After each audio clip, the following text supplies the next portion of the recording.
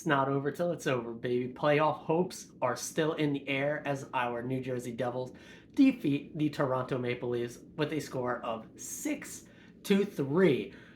Not probably how you saw that one going based on the first period, but my goodness, what a performance by Jake Allen, absolutely putting us on his back through that first period. The boys somewhat bringing it back together through the second and third, but we were down 1-0. We were up 2-1. We were down 3-2. Then we were up 3-2. And then they tied it 3-3, and then we finished the game 6-3. Lots to talk about with this one. Overall, the analytics are probably not going to look too great on this one, just given the sheer amount of ozone time the Leafs had, the amount of shots against versus the shots for in this one, the quality chances we gave up versus the quality chances we did end up having. And all that being said, the few quality chances we did have, we capitalized on. And those are some of the games where we've been on the other side of this, where we completely outskate a team, completely outshoot a team, have our own high danger chances, obviously give up some. It's hockey. The other team is very much so trying as well. And in this case, we capitalized on it. It feels like when we have been on the reverse side of this, we just haven't had the finishing through most of the season. And in this game, and really lately, kind of, we absolutely have. Probably what's going to end up being the title of this video is going to be around our top line. That is Nico, Bratt, and Timo. Again, really carrying the load for this team. Jack came on late to really seal the deal there with those final two goals. But the up front, keeping us in it, the momentum swings, all of it was that top line. It was 3 assists there from Bratt. We had a goal and 2 assists from Nico. Timo's on the board with his goal, which was absolutely crucial at the time there. I overall just want to give a shout out to this defense. Again, super young, very inexperienced overall defense here, going up against one of the most potent offenses in the entire league. Yes, they are down Mitch Marner and their top flight defenseman in Riley. We're down our top defenseman in Dougie, but that is obviously a lot of their offense goes through Riley, a lot of their offense goes through Marner, but they still have JT, they still have Matthews, they still have Nylander, as we saw in this one. And yeah, I mean, 2 or 3 of those guys did get on the scoreboard there with goals. And then the supporting cast, I mean, Bertuzzi had, opened up the scoring there, but then the rest of the supporting cast just couldn't carry the load. Does this game go a little differently if Riley and Marner are in it? Maybe, probably. Is the result different? I don't know. But if we have Dougie in here, same thing. You can use those injury excuses all you want if you're a Toronto fan, but as a Devils fan, the injury excuses of what we've had all season long. So we have been swimming in that and are very well versed in discussing those. So I know there's definitely one Leafs fan whose opinion I can't wait to watch either later tonight or tomorrow morning. Shout out Steve Dangle, the GOAT of doing this, right? Of course. So let's go ahead and talk about the goals individually here. To start off, Bertuzzi had a breakaway. If anything, I thought Smith had the opportunity to get behind him in a better defensive position.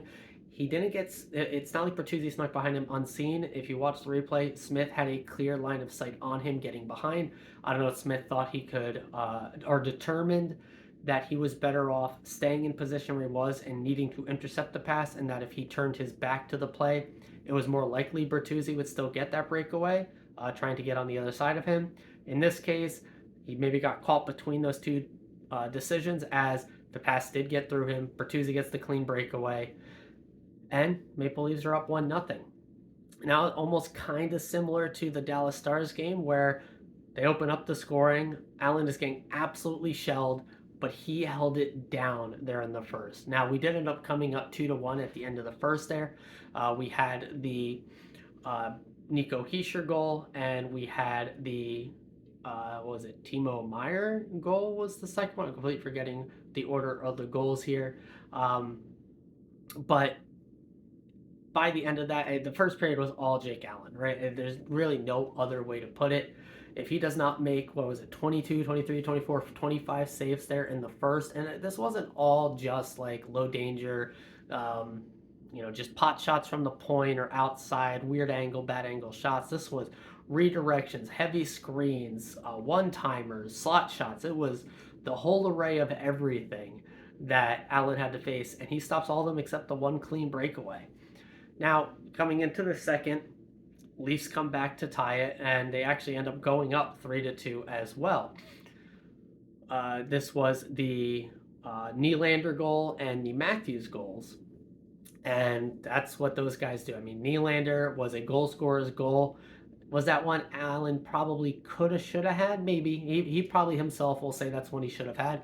But that's just kind of that elite scoring talent that Nylander has. He gives those slight feints, those slight reads the goaltenders are making in body language, puck position, stick positioning, lifting the foot, not where your body's angled, all the things that goalies use to try and determine where a shot is going to go. Nylander is an expert at giving fakes and deceiving goaltenders with those, and that's why even while I would say 98% of NHL players from that spot, an NHL goalie is going to make that save. Nylander is one of those guys where you're probably talking maybe 60-40 save. Still probably one you want to save, but a guy like Nylander is scoring that one a lot. And then obviously Auston Matthews coming in and just doing Auston Matthews type things. Now, real quick, before I kind of discuss the rest of the Devils' goals, that hopefully I remember all of them. Special teams were huge in this one. The penalty kill, again, has been a massive strength for us, really since, the All-Star break? And this one, it was insane. If we give up one of those earlier power play goals against, this could be a completely different complexion of the game. Now, our power play didn't score, nor did it really have a ton of shots either, but especially the first one and even the second one, I was actually very happy with. The puck passing was great. The movement was great. It wasn't guys just standing still. I mean, we were moving back around the net. All the guys were rotating. The pucks, the passes were mostly crisp. Some that could have been crisper received better that ended up leading to the Leafs being able to clear the zone on a couple of them. But I'll take that type of play than just weak shots. Yeah, I know sometimes those just go in, but I did like the power play. It didn't produce, thankfully, we didn't need it to. Just a absolute litany of 5-on-5 goals in this one. That was absolutely great to see. And then that's really where we took off from there to seal this one away and win it. Going from there, the rest, I don't even remember all of our goals for it. I know we had the Nico goal, the Timo goal, we had the 2 Jack goals there at the Luke goal. That's the one I forgot. Luke scored on the first shot of the game. That was our first goal. It was the Luke goal, and then the Nico goal made it 2-1. Timo tied it up 3-3. That's what it was. Yeah, that Luke goal there in the first was great. I was actually thinking in the moment, like, wow, we're getting absolutely shot. We haven't had any shot. I watched him cross the blue line all on his own zone entry that the Luke Hughes, he does. He loves doing the single man zone entry, going in 1v2v3 and just ripping a shot and hoping, and sometimes it works, and in this case it did. Loves using the defender as a screen, shooting between the legs, and he scores, making it 1-1 on the first shot of the game. Absolutely flipped the momentum, I think, there in the first. Now, maybe not entirely, as the Leafs still absolutely peppered us, but being able to get that, then another breakaway a little bit later on with the beautiful pass over to Nico making it 2-1, really let us go into that locker room after one being like, thank you, Jake. Oh boy, thank you, Jake, for keeping us in this. And then the boys getting the lead there to really a bit more of an even playthrough there in the second. And then we did turtle a bit in the third. Again, the Analytics are not going to look great. We got dominated in the first period. A much better second, and then I would even say a much better third in the first half. Even though we didn't have a ton of shots, we were protecting a lead. We took the chances when we had them, but we were mostly turtling down. Personally, not the biggest fan of that style, especially against a team like the Leafs, who do not need the most of chances on the best of days. And even when they get a ton like tonight, again, Nylander, JT, Matthews, they are guys that are going and can score. But we had Jake in net. We have blocked a ton of shots. We did our thing there, so that was great to see. So yeah, Luke, Nico, Timo, and then we still ended up scoring one other one I'm not remembering, because Jack were goals 5 and 6. Brett did not score. Was not Hollow. Was not Holtz. It was not Palat. It was not Lazar. It was not. It was. So he had his second goal this evening. Willman had the goal, absolutely crashing the net there. Nice rebound, just gets to the front of the net, picks up a loose puck, pots it in for goal number 4 there of that game. to give us the lead. And we really just kind of rode that one there till the end. We got the Jack Hughes breakaway, the little leg lift to deke him out of it, and then Jack Hughes slide 5-hole. That is kind of his go-to move. So maybe goalies that aren't as used to going against him are just not going to be ready for it. But I know he has a bit more in his arsenal there. But it's definitely kind of his go-to move. I would like to see him maybe change it up a bit more. I know weird to say when he just scored using it, but when you get those goalies that are maybe not a backup goalie in this case, their starter was not able. I think is a bit under the weather, kind of like Riley was not able to be here. So definitely use it against those guys. But would like to see, against the bigger time goalies, except for Sturkin. He lives just rent free in that guy's head, so he can do whatever there. And then obviously the empty net goal, all off of Lazar. Lazar, 3-point night. I want to give him an absolute shout out for his amazing play as well. He has been all over the lineup this year. He is finally in a bit more apt depth role for him and thriving. 3 assists night. What a game.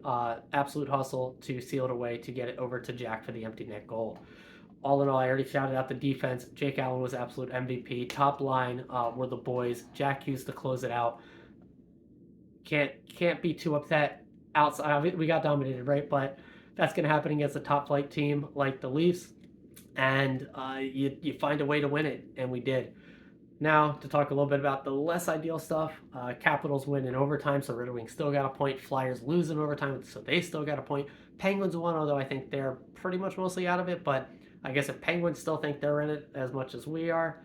And so out of market scores didn't go completely our way, but we did our business. We gained some ground on the Flyers there, kept ground with the Capitals, and gained a little bit on the Red Wings. We string together some wins here. It's going to be tough, but string together a few wins for the first time this season, really. And we're talking, end of season clinch, similar to maybe 2018. So fingers crossed. You can only control what is in front of you on the ice at this point. We've lost some games we probably shouldn't have in the past. Got to win the ones that are left. It really is probably we got 9 left. You probably got to win at least 7. At least 7 of those probably. To be in the conversation. So that's a 7-2 record that we have got to be pushing for here. We'll see. We will see. Got a couple day break here, and then we are right back at it. So, got the clean face going. I'll say it was the good luck charm for today. Fresh haircut. I will be traveling for this weekend. It's my daughter's 2nd birthday tomorrow, and then I will be traveling all weekend after that. So, as always, I find a way to get these reaction videos out and always watch these games. So we'll see how the schedule plays out when I want to do that, or how I'm going to do those. But yeah, I'll be watching them. I'll be reacting as always and forever. Let's go Devils, baby.